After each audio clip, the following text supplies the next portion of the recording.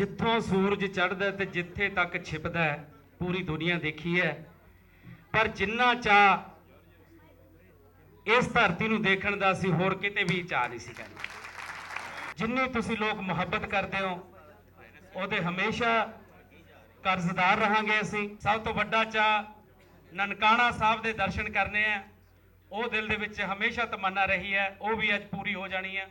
ਮੈਂ ਚਾਦਰ ਕੱਢਦੀ ਨੀ ਉੱਤੇ ਤੋਤੇ ਪਾਵਾਂ, ਧਨ ਹੁਸਨ ਜਵਾਨੀ ਨੀ ਮਾਵਾਂ ਠੰਡੀਆਂ ਛਾਵਾਂ, ਫਿਕਰਾਂ ਵਿੱਚ ਡੁੱਬਿਆ ਨੀ ਮੇਰਾ ਬਾਬਲ ਭੋਲਾ, ਫਿਕਰਾਂ ਵਿੱਚ ਡੁੱਬਿਆ ਨੀ ਮੇਰਾ ਬਾਬਲ ਭੋਲਾ, ਮੈਂ ਪਿਓ ਦੀ ਚਿੱਟੀ ਪਗੜੀ ਨੂੰ ਕਦੇ ਦਾਗ ਨਾ ਲਾਵਾਂ।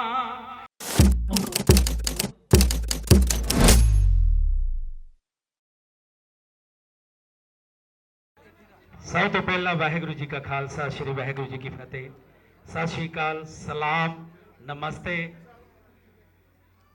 ਮੈਂ ਸਭ ਤੋਂ ਪਹਿਲਾਂ ਆਪਣੇ ਦਿਲ ਦੀ ਗੱਲ ਕਹਿਣ ਲੱਗਾ ਕਿ ਮੈਂ ਜਿੱਥੋਂ ਸੂਰਜ ਚੜ੍ਹਦਾ ਤੇ ਜਿੱਥੇ ਤੱਕ ਛਿਪਦਾ ਪੂਰੀ ਦੁਨੀਆ ਦੇਖੀ ਹੈ, ਪਰ ਜਿੰਨਾ ਚਾਹ ਇਸ ਧਰਤੀ ਨੂੰ ਦੇਖਣ ਦਾ ਅਸੀਂ ਹੋਰ ਕਿਤੇ ਵੀ ਚਾਹ ਨਹੀਂ ਸੀ ਕਰਨਾ।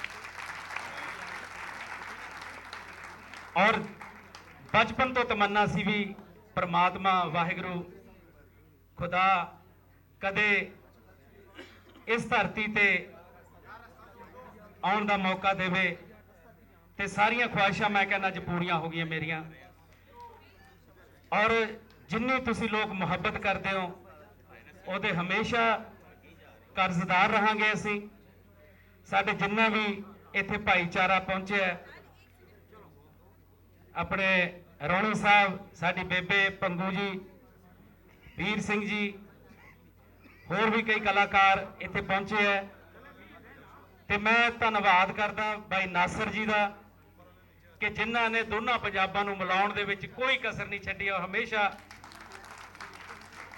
ये परिवारां नूं मिलाउंदे रहिंदे ने। और इन्हां दी बहुत फैन फॉलोइंग है, उत्थे बहुत लोग प्यार करते हैं।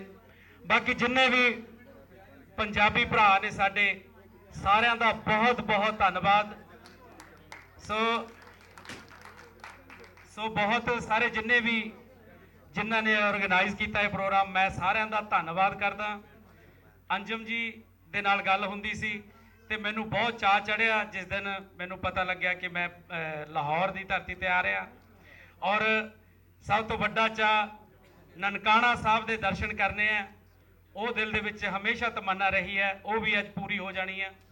सो मैं तुहाडा सारियां दा धन्नवाद करदा और परमात्मा अगे वाहिगुरू अगे खुदा अगे यही अरदास करदा, यही दुआ करदा कि साडे मुल्कां दी दोवां दियां इदां ही साझां बड़ियां रहन, इदां ही एक दूजे नूं प्यार दे तोहफे दिंदे रहिए, एक दूजे नाल मिल जुल के रहिए। और साडा जिहड़ा प्यार है, जिहड़ी मुहब्बत है, वो दुनिया दे नक्शे दे उत्ते मिसाल बन के उभरे।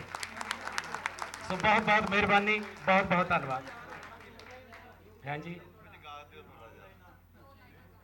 सो जी मैं एक प्रीत महेंद्र तिवाड़ी का लिखा हुआ गीत है, मानक साहब का गाया हुआ चादर धीआं का गीत है।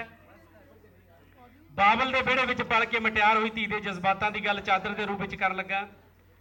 जिहड़े धीआं भैणां वाले वो जरूर इस नूं इंजॉय करनगे। बूर पिया अंबियां नूं माए विच खेती कणकां पक्कियां, अग ते भांबड़ वर्गियां धीआं नी तू सांभ बुकल विच रखियां। गिणवे दिनां दियां साझां वे बाबल असीं सिदकां नाल निभाइयां, कूंजा वांग परौणियां धीआं वे तेरे वेड़े दो दिन आईयां। मैं चादर कढ़दी नी गिण तोपे पावां, मैं चादर कढ़दी नी गिण तोपे पावां, जामन दी छां हेठां नी मैं पीड़ा डावां,